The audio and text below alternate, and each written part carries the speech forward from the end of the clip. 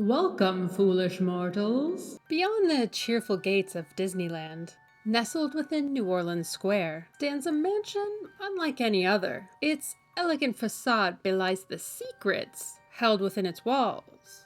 A place where 999 happy haunts await one more. You.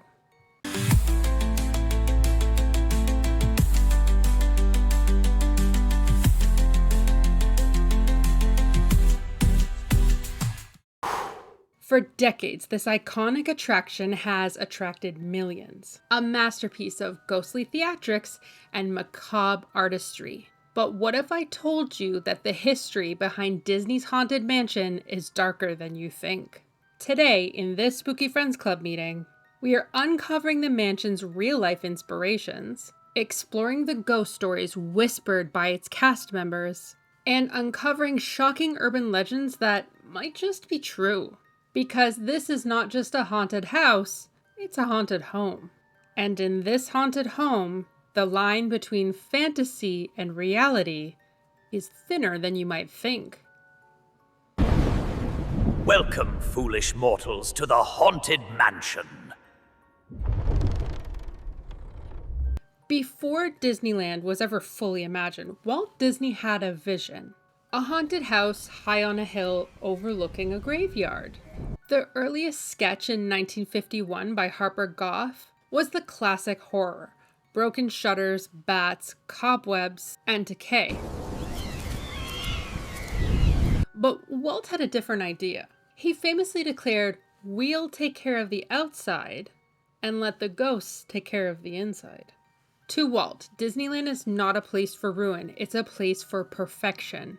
So instead of a crumbling manor on a hill, the haunted house has perfectly manicured lawns, white columns, and a charming invitation that makes room for something more sinister on the inside. But where did the look come from for the Haunted Mansion? Well, in a dusty old book titled The Decorative Art of the Victorian Era, Imagineer Ken Anderson found a photo of a house. It's the Shipley-Lydecker House in Baltimore. It was grand, it was stately, and it would become the model for Disneyland's Haunted Mansion. The real house was built in 1803 by Charles Shipley and was later sold to Philip Lydecker in 1906. With its Greek Revival architecture, Italianate columns, and elaborate cast iron grillwork, it was once described as, quote, the most absurd and the most picturesque dwelling in Baltimore. But it didn't survive. You see, it was demolished in 1967, 2 years before the Haunted Mansion attraction even opened its doors. It's gone, a ghost itself.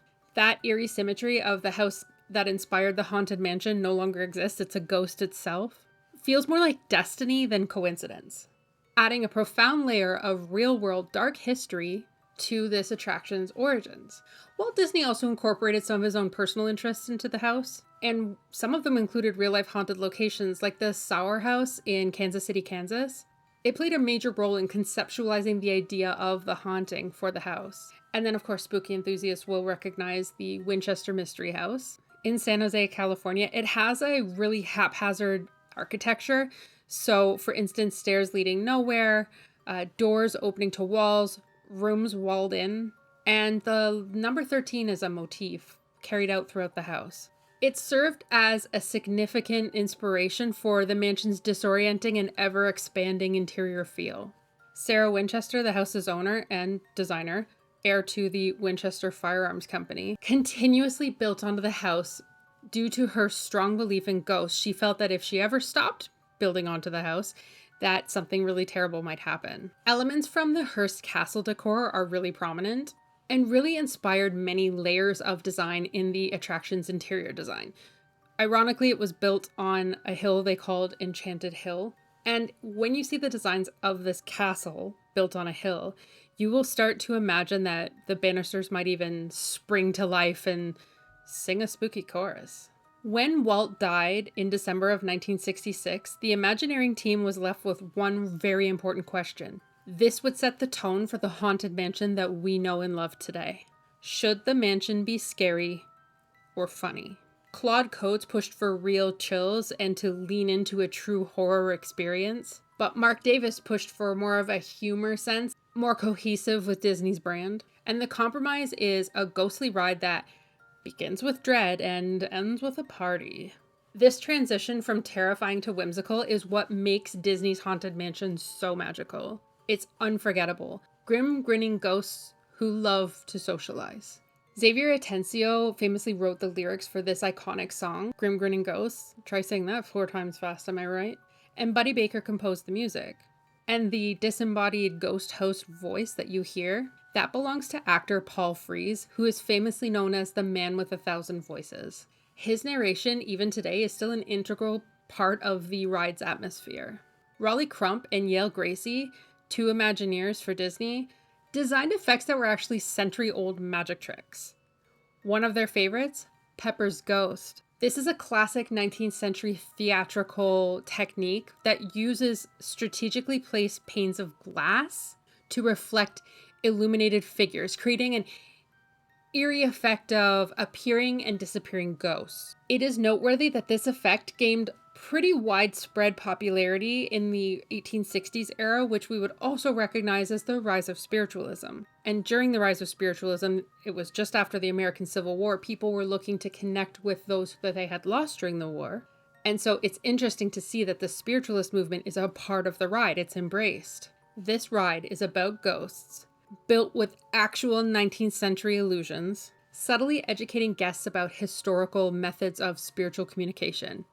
Genius. Even the ride system and the way that the ride moves is important. Originally, it was conceived as a walk-through immersive experience, but that concept was later abandoned in favor of the Omnimover system. This innovative ride system, adapted from Tomorrowland's adventure through inner space, allowed for significantly higher capacity. 2,500 guests per hour could go through the ride, and it crucially and precisely directed the guest's gaze at the right time to the right place, ensuring that they experience the illusions exactly as they were intended.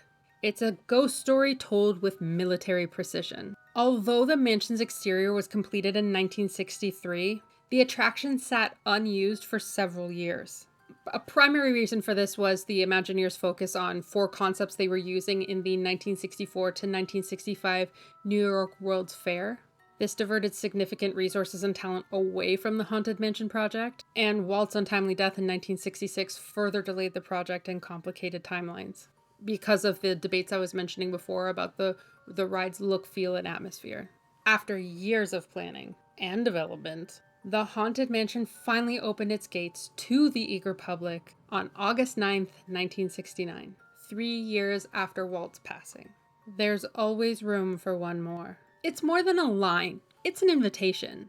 That iconic phrase, delivered by the omnipresent ghost host, declares, "Actually, we have 999 happy haunts here, but there's room for 1,000. Any volunteers?" This line is not just a catchy slogan, it's a core part of the ride's mystique, and its direct and unsettling invitation to guests. But did you know there is no official story to the Haunted Mansion? Imagineers intentionally designed the ride to be a series of loosely connected tableaus, with the 999 happy haunts serving as the overarching theme.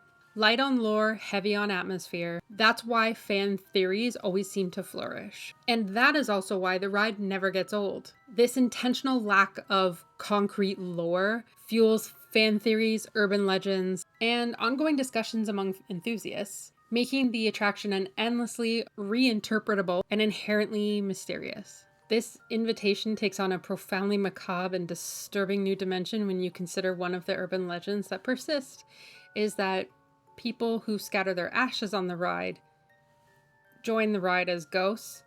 There's a lot of documented cases of this happening, and if you're thinking of doing this, don't.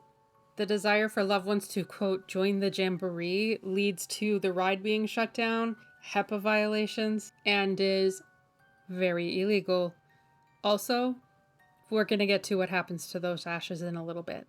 Let's meet some of our infamous residents. We have the ghost host, our unseen narrator.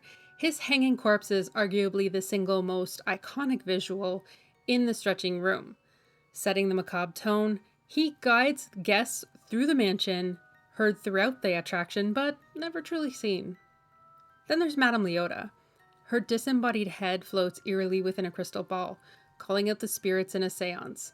The face is famously that of Imagineer Leota Toombs, while her voice is provided by the legendary Eleanor Audley, known for voicing Maleficent and Lady Tremaine. There's Constance Hatchaway, the bride, the mansion's murderous bride, who resides in the attic. She is adorned with pearls on her necklace, said to represent each of her numerous marriages, and she wields an axe. Her 5 husbands all met untimely demises, and she is featured in portraits with her disappearing headed grooms.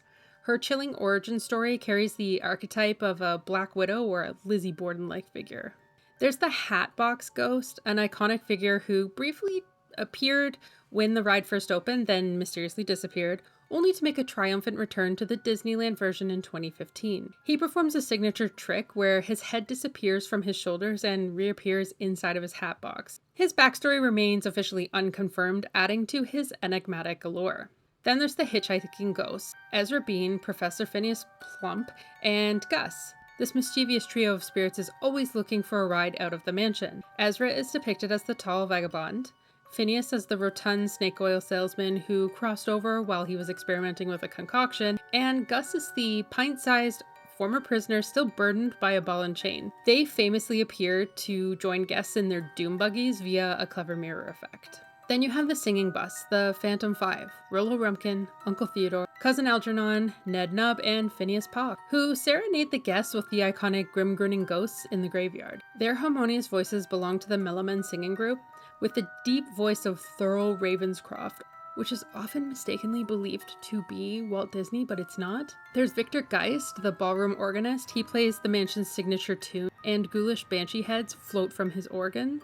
Then there's the Dread family, a lineage of greed and murder. Uncle Jacob was poisoned, Bertie shot, Florence mysteriously killed by twins, and the twins killed by Maud, then Cousin Maud killed by fire. What a circle. A family tree, if you will. Then there's Captain Cloyne, the drowned sea captain, and you would have seen him in the new movie adaptation of The Haunted Mansion. His humorous epitaph reads, "Braved the seas and all her wrath, but drowned on land while taking a bath." Yo ho ho, and a bottle of rum. A pirate's life is loads of fun. Now, this is where things get strange. You would think the Haunted Mansion, being fake, wouldn't have real ghosts, but many current and former cast members of both Disneyland and Disney World genuinely believe that the Haunted Mansion is haunted and claim to have seen real ghosts within its walls, some with proof. The existence of widespread and persistent cast member ghost stories within a meticulously designed, purposefully haunted attraction creates a fascinating paradox. Here are some of the experiences that are reported by cast members. The first is that of Mary. She is one of the most widely reported apparitions on site. A little girl in a white dress. Cast members from nearby Splash Mountain and the Haunted Mansion have shared similar stories about Mary, who in life reportedly loved Tom Sawyer's Island and the Haunted Mansion, and it was in the early 1970s that she started showing up. She has been described as running without the sound of footsteps, and has been involved with several chilling encounters. Then there's the man with the cane. Some cast members have reported that while working at night, while the ride was closed, they would see an old man with a cane sitting in the ride, waiting for the ride to move. When spoken to, he doesn't respond, and then he just sort of mysteriously disappears. Some say that this is the ghost of a pilot who unfortunately crashed into Bay Lake close to Disneyland in the 1940s, and he just sort of appears for a bit and then disappears.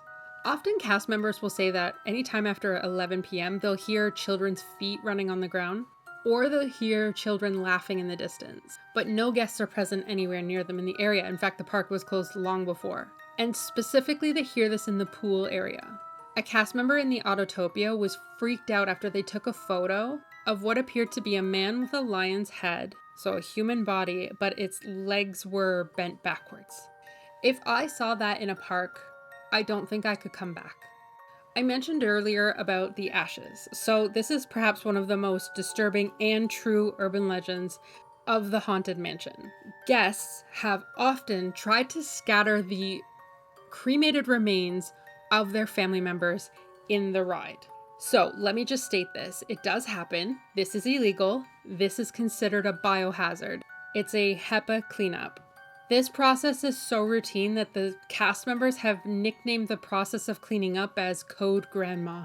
And the ashes are swiftly removed and discarded. That's right, your grandma has to go in the garbage. So don't do it. Yet, this impulse reveals something deeper. A blurred line between fandom and grief, where the mansion's motto, "There's always room for one more," becomes hauntingly literal. Here are some Disney urban legends that are really popular and the truth behind them. The original ride allegedly scared someone to death. So a lot of people thought that because the ride was delayed, perhaps it had something to do with a rider being scared to death, and so they delayed it so that they could de-scary the ride. But this just simply isn't true. The reason why the ride was delayed was because of the New York World's Fair, and as I mentioned, talent and resources being pulled into that project as opposed to the Haunted Mansion project. There's a rumor that Madame Leota's spell book is actually a 14th century grimoire doing real witchcraft or black magic. As much as I would love for this to be true, it is not an ancient text. It's a prop the Imagineers created. There is a rumor that one of the singing head busts is Walt Disney. It's actually not. It is one of the Mellowmen, not Walt Disney. Walt Disney didn't sing, at least not for this purpose.